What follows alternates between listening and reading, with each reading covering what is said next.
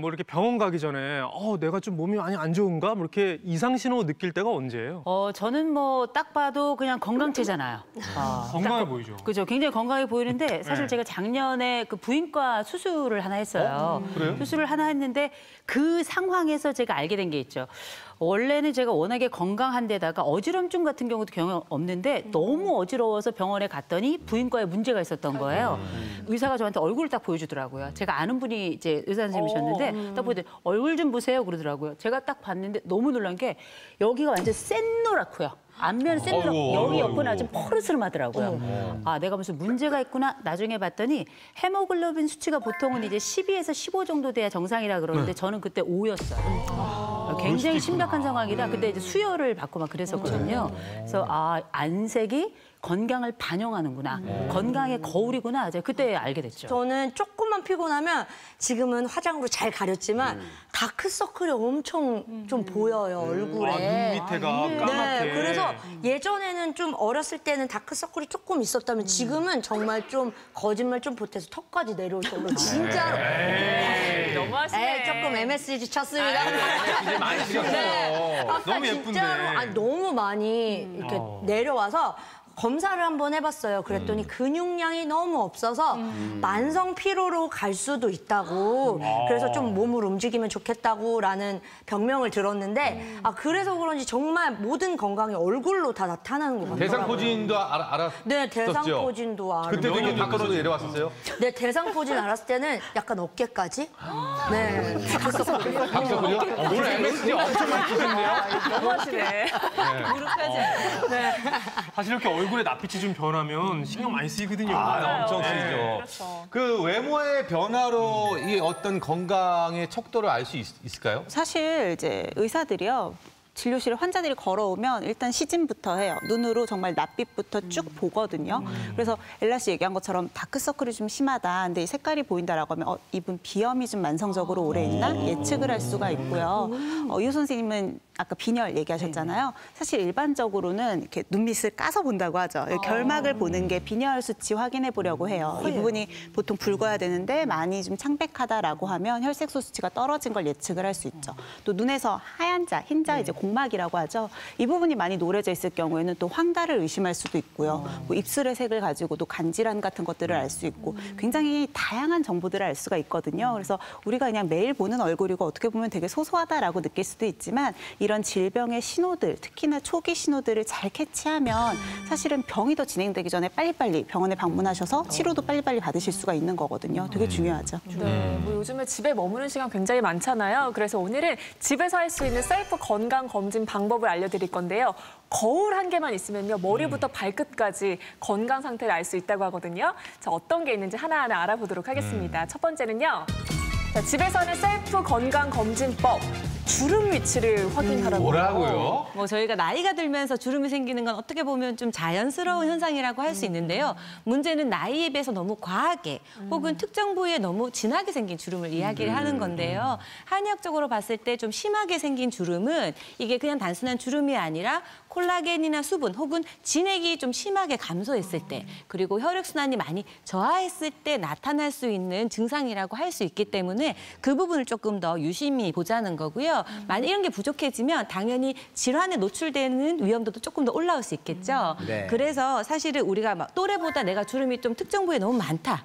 그리고 갑자기 주름이 좀 심하게 많이 생겼다. 이러면 그 주름의 위치와 또 정도를 보면서 혹시 내가 어떤 부위가 조금 약하지 않은지 혹은 어떤 질환이 생길 수 있는 위험이 있지 않은지를 한번 확인해 보시라는 의미가 되겠습니다. 자, 그래서 지금부터 하나하나 좀 알려드리겠습니다. 시청자분들도 지금 혹시 집에 거울이 있으시면 거울을 보면서 함께 조금 점검을 해보시면 좋을 것 같아요. 네. 자, 얼굴 주름으로 오는 몸의 이상 신호 먼저 귀부터 가보겠습니다. 귓불입니다. 사실 귓볼이라고 알고 있는데 귓불이 표준어더라고요. 귓불 주름, 어떤 이상 신호일까요? 뇌졸중과 치매를 이거 의심해 볼 수 있어요. 이상경 씨, 약간 있죠? 네, 있어요. 혹시 있으세요? 여기 귀 앞쪽으로 주름이 한 3개 정도가 이렇게 약간 길게 이쪽도 3개가 있어요. 있거든요. 아니, 왜냐면 있었던 게 생기면 문제 있는 거죠? 그렇지 않아요? 그리고 지금 처음부터 있었던 건 괜찮고. 젊었을 때부터 갖고 계신 건 괜찮아요. 그러니까 예전에도 김한석 씨 한번 말씀을 드렸는데 예전에는 없었는데 김한석 씨가 어느 순간 귓불의 주름이 제가 굉장히 없다가 깊어요. 생겼거든요. 네. 그러니까 이런 사람이 원래 이상벽 씨는 있으셨고 원래 있으셨고. 난 원래 있었어요. 네. 귀 속에 들어있는 탄력 섬유질이라든지 또 이 탄력 섬유질에 혈액을 공급해주는 미세 혈관들, 모세 혈관들의 혈액 순환 상태에 따라서 이 귓볼 주름이 깊게 잡힐 수 있다는 보고가 있었죠.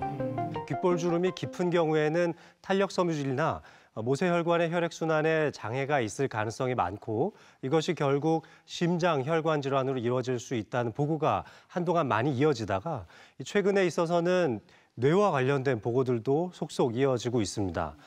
그래서 미국에서는 급성 뇌경색으로 입원한 241명의 환자의 귓볼 주름을 관찰했더니 약 78.8%의 환자가 한 줄기의 귓볼 주름이 있었다는 것이 관측된 바도 있고 국내 한 연구진에 따른 연구에서는 혈관성 치매 위험도가 2배 가까이 올라간다는 연구 결과도 있었죠.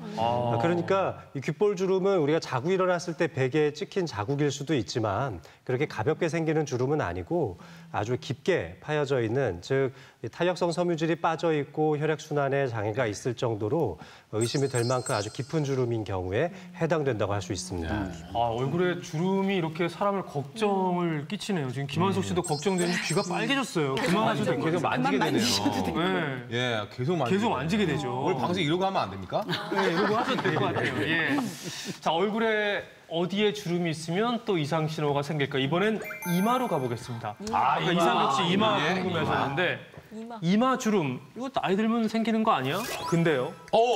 심혈관 질환을 의심해야 된다고요? 혈관하고 우리가 관련된. 나이가 들면 몸속에서 콜라겐이 빠지죠. 그러면 피부에 콜라겐이 빠지게 되면 탄력도 잃어버리고 주름이 깊어진다. 이 원리는 다들 아시잖아요. 혈관도 똑같아요. 혈관 벽에도 콜라겐이 있거든요. 그러니까 나이가 들면서 콜라겐이 빠지면 표면에서 봤을 때는 피부에 주름이 지고 탄력이 없어지지만 속안으로 갔을 때는 혈관의 탄력도가 없어지면서 혈관 질환이 생길 수 있다는 거예요. 얼굴 부위 중에서도 이마 같은 경우에 미세 순환하는 부분이 좀 많아요. 혈관이 굉장히 미세한 혈관들이 쭉 뻗어나가다 보니까 내 혈관 상태가 안 좋다, 동맥경화가 있다라고 할 때 훨씬 더 영향을 크게 받는 부분이 이마인 거죠. 그러니까 이마로 제대로 순환이 혈액이 가지 않아서 주름이 깊어지고 그럴 경우에는 전반적인 혈관 건강이 안 좋다는 거니까 심혈관 질환의 위험성도 높다. 이렇게 볼 수가 있는 거예요. 이번에는 눈가로 가보겠습니다. 사실 이마 주름도 그렇지만 눈가 주름은 표정 주름이라 그래서 웃으면 이렇게 생기죠. 저희처럼 많이 웃는 사람들은 눈에 이렇게 주름 자글자글 지거든요. 맞아요. 저도 뭐 좀 자글자글 지고.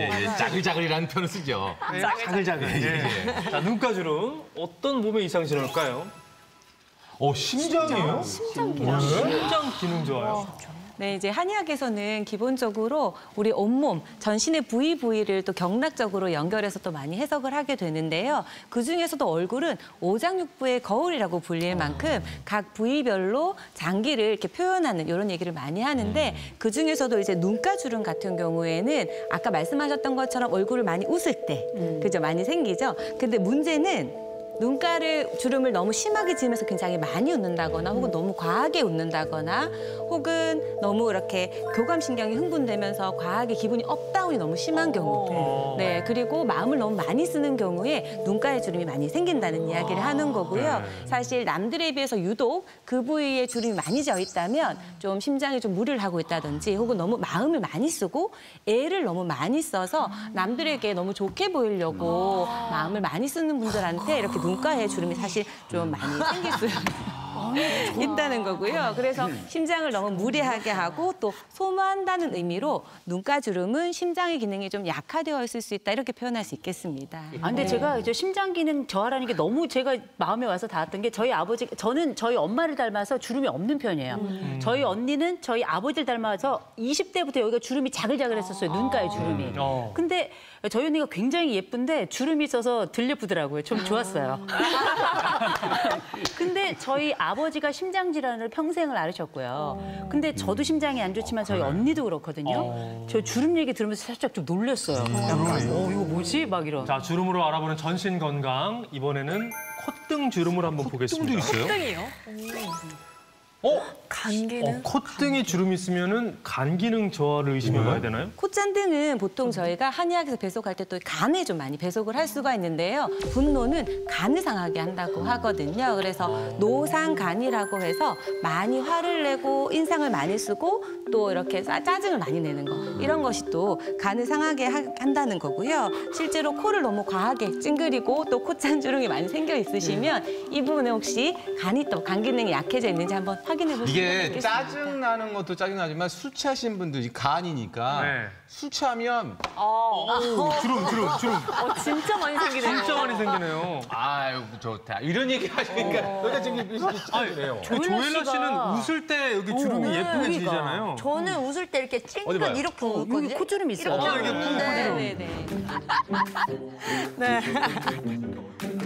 그럼 간이 안 좋은 아니, 그건 거 아니고. 아니에요? 이 콧잔등부터 웃는 사람이 있어요. 김혜수 씨가 김혜수 씨.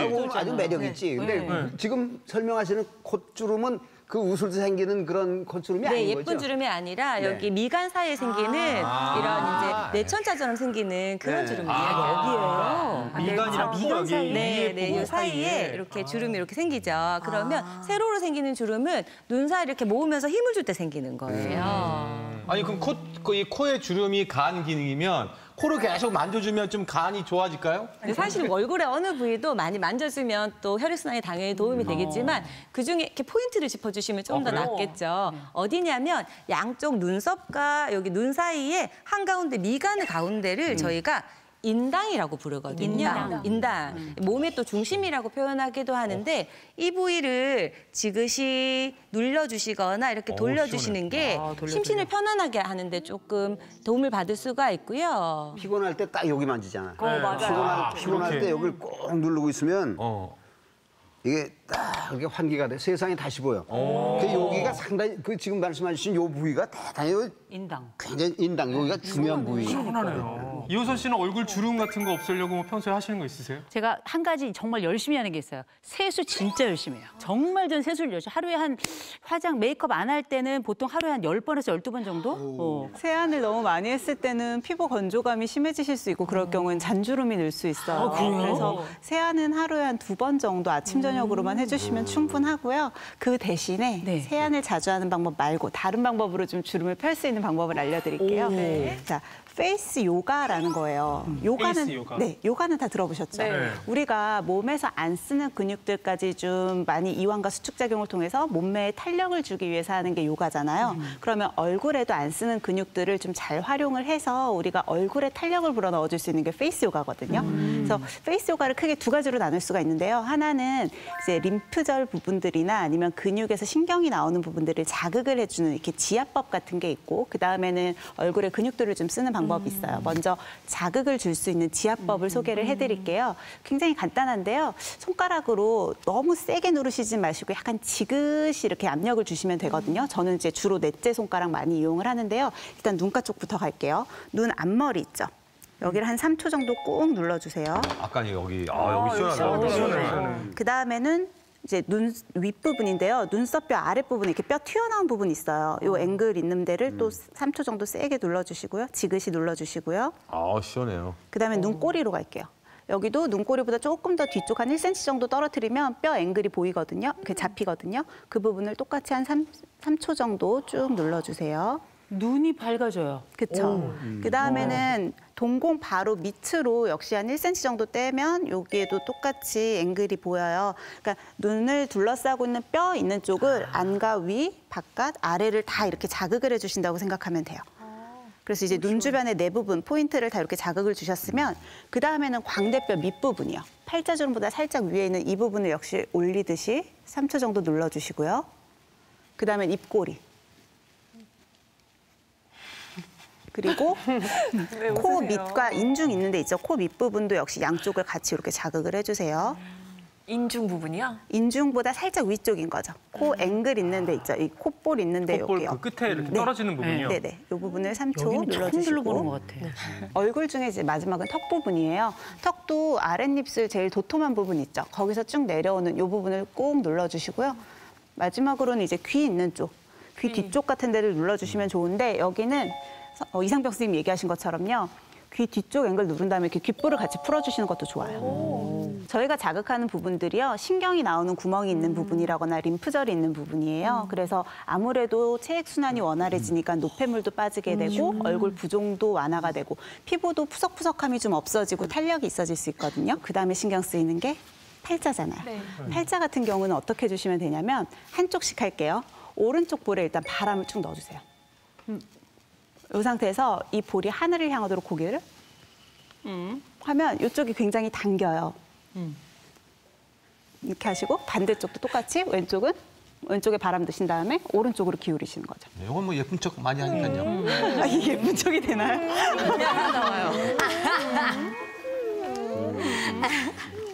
자, 이렇게 해서 양쪽 팔자를 없앴으면 이제는 바람을 전체적으로 앞쪽 위주로 넣어서요. 이렇게 된 상태에서 고개를 앞뒤로.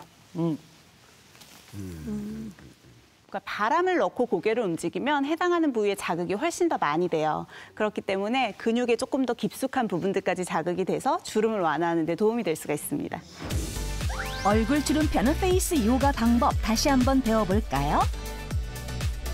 얼굴에 림프절과 신경이 모여있는 8군데 포인트를 지그시 눌러주세요. 한쪽 볼에 바람을 넣고 목을 반대쪽으로 당겨 스트레칭합니다. 반대쪽도 동일하게 해주세요. 마지막으로 입 전체에 바람을 넣고 목을 앞뒤로 스트레칭 해주세요. 자, 집에서 하는 셀프 건강 검진 다음도 한번 볼까요? 혀를 확인하라고요. 이 혀를 내밀어서 살펴보시면 되는데요. 정상인의 혀는 곧게 뻗어 있는 모습을 볼 수 있지만 정상이 아니신 분들은 한쪽으로 혀가 좀 치우쳐져 있는 모습을 보이죠. 이런 경우라면 문제가 있는 겁니다. 한번 각자 앞에 거울이 있으니까 한번 확인을 해보세요.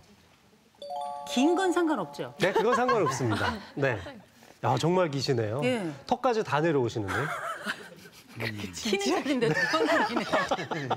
근데 사실 우리가 네. 혀를 예전에 소개할 때는 뭐 혀의 색깔이나 그런 거 많이 봤는데 이게 혀가 이렇게 기운다는 거는 굉장히 좀 생소한데 그럼 어떤 문제가 있는 건가요? 이 혀를 움직이게 해주는 가장 중요한 뇌신경 중에 하나가 설하신경이라고 부르고요. 이것은 뇌의 가장 아래쪽인 연수라고 하는 부분에서 나옵니다. 이 연수는 숨골이 붙어있는 자리이기 때문에 굉장히 중요한 자리이기도 하죠. 이 뇌에 직접적인 문제가 있어도 이 설하신경에 손상을 받을 수가 있지만 이 설하신경 그 자체의 염증 때문에도 문제가 생길 수 있습니다. 뇌경색이나 뇌출혈과 같은 뇌혈관 질환이 의심되는 분들은 저희가 꼭 혀를 내밀어 보라는 시즌을 하기도 합니다. 따라서 어느 쪽으로 치우쳐져 있는지를 보고 뇌의 어느 부위 또 신경의 어느 부위에 문제가 있는지도 저희가 예측해 볼 수 있습니다. 아니, 혀를 계속 보게 되는데 또 다른 그 건강 질환을 좀 체크할 수 있나요? 네, 저도 사진으로 준비했는데요. 지금 사진을 보시면 혀가 조금 부어 있는 게 보이실지 모르겠어요. 그리고 양쪽 양옆이 좀 그렇죠. 양쪽 가장자리로 올록볼록하게 생겨 있는 좀 무늬가 보이실 텐데 저 부위를 저희가 한의학에서는 치흔이라고 부르거든요. 치흔이라고 치아의 흔적 뭐 이렇게 표현을 할 수가 있는데요. 이게 뭐냐면 혀가 많이 부어 있고 탄력이 떨어져 있다 보니까 혀 가장자리에 치아가 눌린 자국이 그대로 드러나서 저렇게 치흔이라는 게 생기는 거고요. 다른 말로 표현하면 혀가 많이 부어 있는 것뿐만이 아니라 우리 몸 전체의 다른 부위도 혹시 부어 있을 수 있다. 수분이 정체되어 있을 수 있다. 이렇게 표현할 수가 있는 겁니다. 다음은요, 국민병이라고 불리는 당뇨의 작은 징후를 알 수 있는 방법이 있다고 하는데요. 목의 어떤 부분을 보면 좋을지 알아보도록 하겠습니다. 어디를 봐야 될까요? 목 뒤에 착색을 보면 당뇨가 보인다고요. 목 뒤에요? 네, 목 뒤에 그냥 착색이 생기는 게 아니라 이 작은 주름과 함께 지는 착색인데요. 이 사진을 보시면은 아마 주변에서 한두 분 이런 분들을 보셨을지도 몰라요. 아니, 때 안 밀어서 그런 거 아니에요? 아닙니다. 절대 아니고요. 그거랑 진짜 좀 다르네요. 네, 이거는 인슐린에 문제가 생겼다는 신호일 수도 있습니다. 진짜? 이 당뇨병이 발생하면 인슐린 저항성 때문에 인슐린 수치가 높아지는데요. 인슐린 수치가 높아지면은 이 섬유 모세포를 자극하게 됩니다. 이 섬유 모세포에 의해서 그 주름이 연속적으로 발생하면서 착색이 일어날 수 있는 것이죠. 목 뒤에 주름진 착색 한번 살펴보시고요. 또 어딜 봐야 좋을까요? 목에. 목 둘레가 굵은 사람도 조금 당뇨를 의심해 볼 수 있나요? 우리가 살이 찌면 대사성 질환에 걸릴 확률이 올라간다. 이건 다 아시죠? 네. 특히나 살이 찐 것 중에서도 복부둘레, 복부 비만과 대사성 질환이 연관이 크다라고 알고 계셔서 보통 허리둘레 많이 재시잖아요. 근데 우리가 허리둘레 건강검진 때 재보시면 다들 어떻게 하세요? 힘을 탁 주죠. 네. 그러면 둘레가 몇 센치 줄죠. 그래서 사실 밥을 먹고 난 후, 밥 먹기 전 이때도 둘레가 몇 센치 차이가 나고요. 내가 힘을 주면 원래 내 복부 둘레보다도 어느 정도 좋을 수 있고, 그러니까 정확도가 좀 떨어져요. 그런데 목 같은 경우는 우리가 조절이 불가능하거든요. 근데 허리 둘레와 밀접하게 연관이 있어서 목 둘레를 통해서 상체의 비만도를 확인을 해볼 수가 있고, 그로 인해서 이제 당뇨의 위험도가 얼마나 올라가는지도 체크를 해볼 수가 있어요. 이 목 둘레랑 당뇨와의 상관관계를 조사를 해봤어요. 성인 남성 같은 경우는 38cm 이상일 때 1.75배 이상 올라갔고요. 여성들은 33cm 이상일 때 2.1배 이상 올라갔으니까 평소에 자주자주 목둘레를 체크해 보시는 게 좋겠죠. 그럼 한번 재볼까요? 네. 예, 우리 이상벽 씨 모셨는데. 나는 예. 우리 집안은 목이 대체로 가늘어요. 예. 자, 일단 뭐 남성의 경우에는요. 38cm 이상이면은 문제가 몇 있고요. 나와? 39. 39? 39. 그래? 오, 약간 생각보다 경계에 목이 좀 있으신데요? 목이 좀 있네. 위험. 자, 아니, 옆에서 보니까 뭐 그렇게 두꺼워 보이지 않는데. 30, 자, 보시면 33 반. 좋다. 예, 딱 이렇게. 조일라 씨는 얇을 것 같아. 거기는 30, 왜냐하면 판소리 하시니까. 네, 맞아요. 32? 아니요, 쌤. 32? 이렇게 해서 잠깐만. 어머. 오, 34. 아니, 진짜 자요? 이 수치가 이제 절대적인 건 아니잖아요. 목을 그런 쓰니까. 경향성이 있다는 거니까 네, 당연히 개인차는 있을 수 있고 개인의 근육의 상태 같은 것 따라도 다를 수 있거든요. 다만 이제 복부 비만이 좀 의심이 되시는 분들이 두께까지 너무 두껍다라고 했을 때는 관리를 좀 하시는 게 좋다는 거죠. 저 정말 아슬아슬하게 이렇게 됐는데 목을 조금 가늘게 관리하는 방법이 있을까요? 그러게요. 가늘어지고 싶어요. 제가 목 건강 좋아지게 하는 운동법 좀 소개시켜 드리겠습니다. 이 목의 근육들도 많이 뭉치잖아요. 흔히 우리 두통을 유발하는 근육이기도 하고요. 목에서 피로도를 많이 상승시킬 수 있는 두 가지 근육이 바로 후두하근과 흉쇄 유돌근인데요. 후두하근을 먼저 한번 마사지를 해볼게요. 먼저 턱을 안쪽으로 밀어주면서 뒤에 그 뒤통수 위쪽 부분을 눌러주시면 되겠습니다. 너무 강하게 하지 마시고요. 목 뒤쪽이 쭉 늘어나는 것 같은. 목인 힘을 빼고 해요? 아니면 그렇습니다. 목에 힘을 빼고 천천히 지그시 눌러주시면 되겠어요. 엄청 시원해요. 시원하죠? 목 뒤쪽에 있는 근육이 좀 당겨지죠? 쭉 늘어나는 느낌이에요. 이렇게 손을 이용해서 한 10초 정도 지그시 눌러주는 방식으로요. 한 두세 번 정도 반복해 주시면 되겠습니다. 이렇게 하면은 후두하근이 많이 풀어질 수 있고요.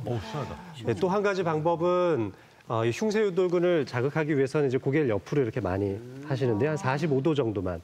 너무 강하게 풀어준다고 막 꽉꽉 당겨주시면 안 되고요. 아주 지그시 약간의 스트레칭만 느껴질 정도로만 밀어주세요. 해서 이렇게 마찬가지로 10초 동안 약 45도 정도 각도를 유지하고 두세 번 정도 반복해 주시면 되겠습니다. 이럴 때 이 흉쇄 유돌근과 후두하근을 함께 할 수도 있는데요. 약간 대각선 앞쪽으로 잡아당겨 주셔도 좋습니다. 너무 강하게 하지 마십시오. 이 근육은 너무 강하게 자극이 되면은 항상 그 다음 날 또는 몇 시간 정도 지난 다음에 더 큰 피로감을 호소할 수도 있으니까요. 아주 부드럽게 스트레칭 해주세요. 다음은 어디를 보면 될까요? 발을 확인하라고요.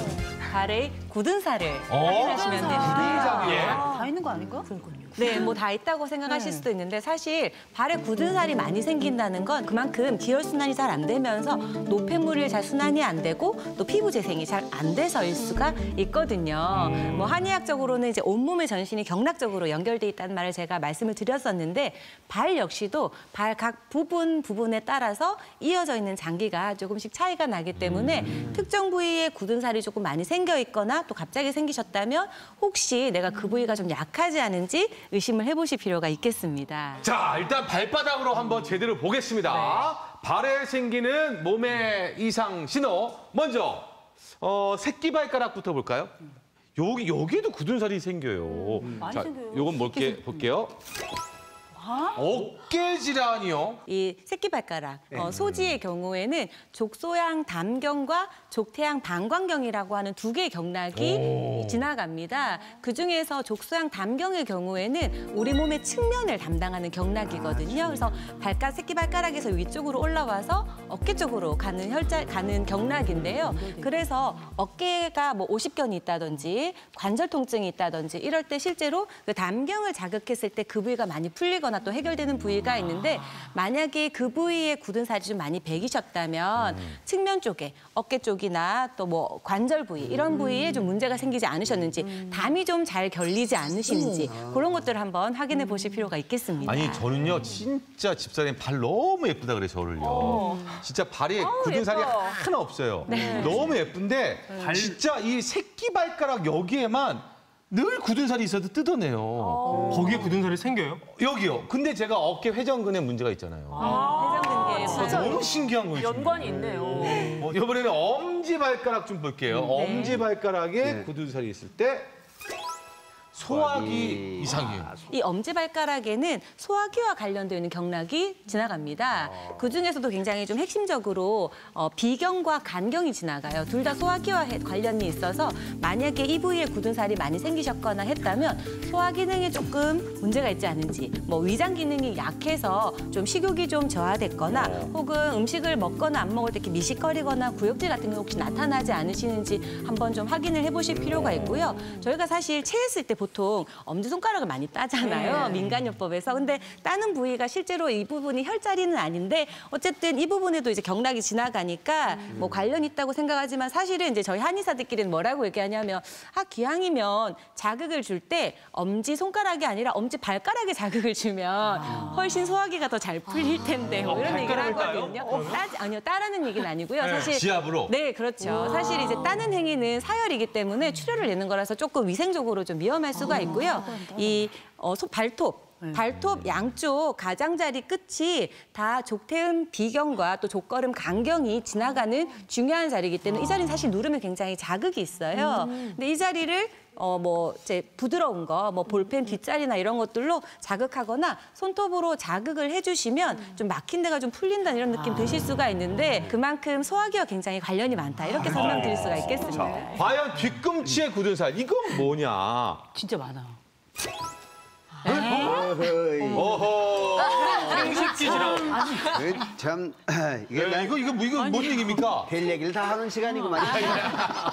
발 뒤꿈치는요, 한의학에서 간신 비폐신 중에 신에 해당하는데 이 신이 바로 비뇨기계 생식기계를 의미합니다. 사실 갱년기에 대표적으로 많이 발 뒤꿈치에 각질 생기고 굳어지고 갈라지고 이런 것들이 여자들에게도 혈이 많이 부족해지는 것을 좀 상징적으로 나타내고 남성적으로도 생식기가 좀 약해졌다는 것을 나타내는 것일 수가 있습니다.